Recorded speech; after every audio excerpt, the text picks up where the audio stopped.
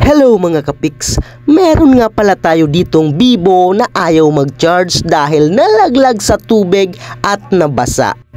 At ayan po siya, kitang kita sa lens ng camera na meron pa pong tubig na naiiwan sa loob. At kapag charge po siya ay ayaw niya pong dumiretso. At lumalabas etong indicator na not charging. Ang kagandahan lang nito ay gumagana pa po yung unit natin. At ang problema lang po nito ay malapit na po siyang malowbat. Kaya naman naisipan ng may-ari na dalhin na nga sa akin para hindi na lumala pa yung problema at nang maagapan agad. Ayan po siya. Talagang meron pa po siyang tubig at kahit sabi nga ng may-ari, nakailang beses na niya itong itinaktak at marami talagang lumalabas na tubig. Kaya tama yung desisyon ng may-ari na si Reggie Barba. Shout out sa iyo pre. Tama yung desisyon mo na dinala mo agad sa akin para nga hindi na lumala pa.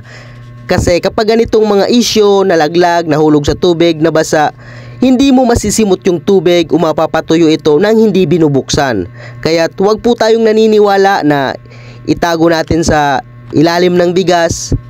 Kasi kapag pinatagal pa natin ay baka mas lalong lumala pa yung problema ng cellphone natin. Dahil dyan sa tubig na yan, mamumuo yung mga corrosion sa loob at mawawalan po ng mga contact, pwedeng mag-shorted yung mga pyesa natin dyan. So kailangan po talaga itong buksan para mapatuyo po ng maayos.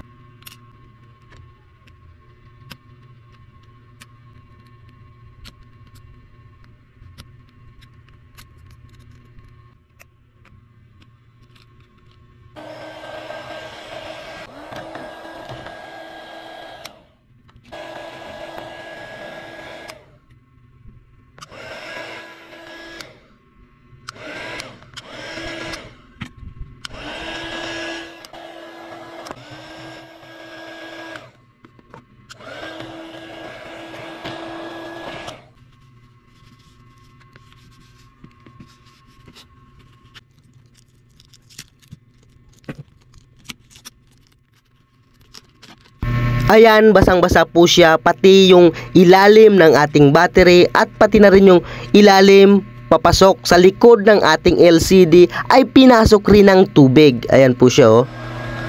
So papatuyuin po natin yan para maagapan po natin yung mga pwede pong maging problema ng ating cellphone.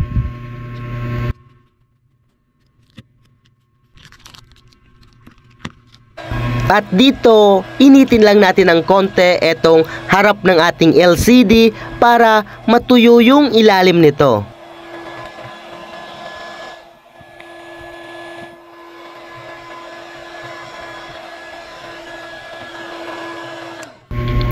Okay, ayan, tuyo na po siya at wala na pong lumabas na tubig dito.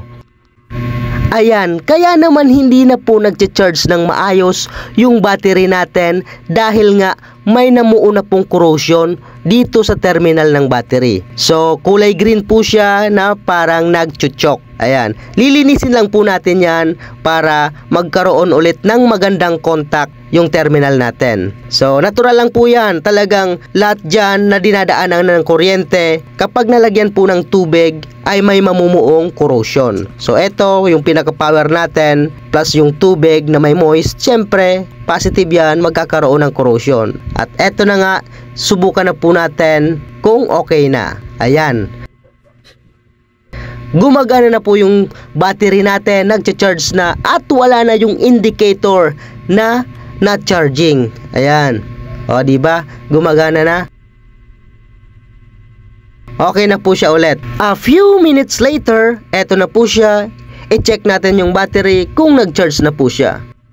At ayan na nga, 28% na po siya, samantalang kanina ay 9% lamang. So, nag-charge na po yung battery natin. Thanks for watching. Bye-bye.